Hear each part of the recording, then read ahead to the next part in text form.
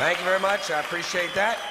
Well, a lot of things have happened since the last time I saw you. Just want to talk a little bit about that war in the Persian Gulf. Big doings in the Persian Gulf. You know my favorite part of that war? It's the first war we ever had that was on every channel plus cable. And the war got good ratings too, didn't it? Got good ratings. Well, we like war. We like war. We're a war-like people. We like war because we're good at it. And you know why we're good at it? Because we get a lot of practice. This country's only 200 years old, and already we've had 10 major wars. We average a major war in this country every 20 years, so we're good at it. And it's a good thing we are. We're not very good at anything else anymore. Can't build a decent car, can't make a TV set or a VCR worth the fuck. Got no steel industry left, can't get health care to our old people, can't educate our young people, but we can bomb the shit out of your country, all right? Huh? We can bomb the shit out of your country, all right? Especially if your country is full of brown people. Oh, we like that, don't we? That's our hobby. That's our new job in the world, bombing brown people. Iraq, Panama, Grenada, Libya, you got some brown people in your country, tell them to watch the fuck out, or we'll goddamn bomb them. Well, when's the last white people you can remember that we bombed? Can you remember the last white, can you remember any white people we've ever bombed? The Germans are the only ones, and the only reason for that is because they were trying to cut in on our action. They wanted to dominate the world. Bullshit, that's our fucking job. That's our fucking job!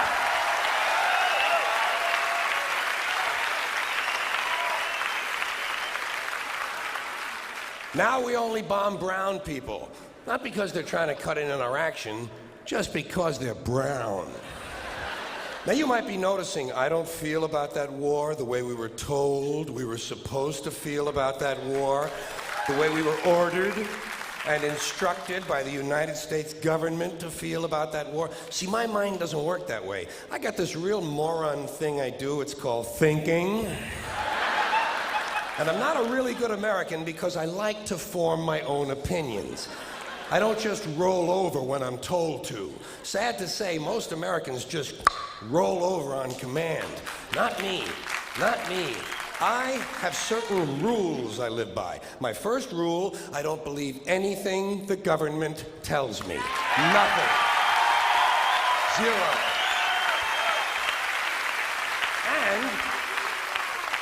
And I don't take very seriously the media or the press in this country, who in the case of the Persian Gulf War were nothing more than unpaid employees of the Department of Defense, and who most of the time function as kind of an unofficial public relations agency for the United States government. So I don't listen to them, I don't really believe in my country, and I gotta tell you folks, I don't get all choked up about yellow ribbons and American flags. I consider them to be symbols, and I leave symbols to the symbol-minded. To me, war is nothing but a whole lot of prick-waving, okay? War is just a lot of men standing around in a field waving their pricks at one another. Simple thing, that's all it is. Men are insecure about the size of their dicks, and so they have to go to war over it. That's what all that asshole jock bullshit is all about. That's what all that adolescent macho male posturing and strutting in bars and locker rooms is all about. It's called dick fear. Men are terrified that their pricks are inadequate, and so they have to compete to feel better. And because war is the ultimate competition, basically men are killing one another in order to improve their self-esteem. You don't have to be a history major or a political scientist to see the bigger dick foreign policy theory. It sounds like this. What? They have bigger dicks? Bomb them! And of course, the bombs and the rockets and the bullets are all shaped like dicks. It's a subconscious need to project the penis into other people's affairs. It's called fucking with people. So,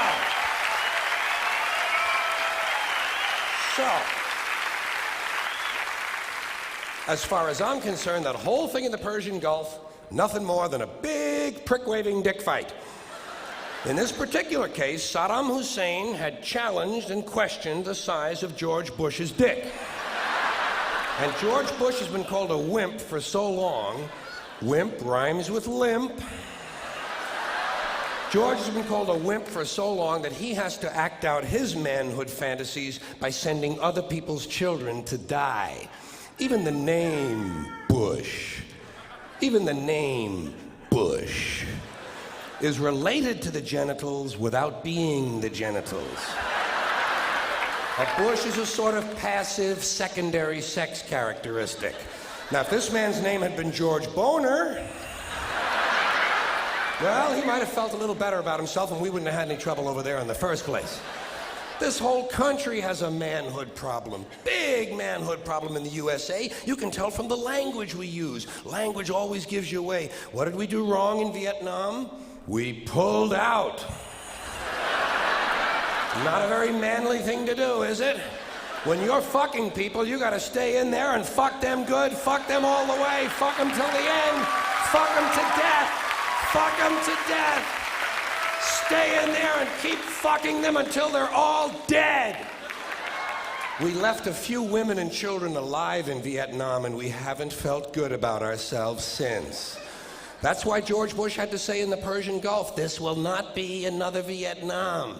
He actually used these words, this time we're going all the way. Imagine an American president using the sexual slang of a 13-year-old to describe his foreign policy. If you want to know what happened in the Persian Gulf, just remember the names of the two men who were running that war, Dick Cheney and Colin Powell. Somebody got fucked in the ass.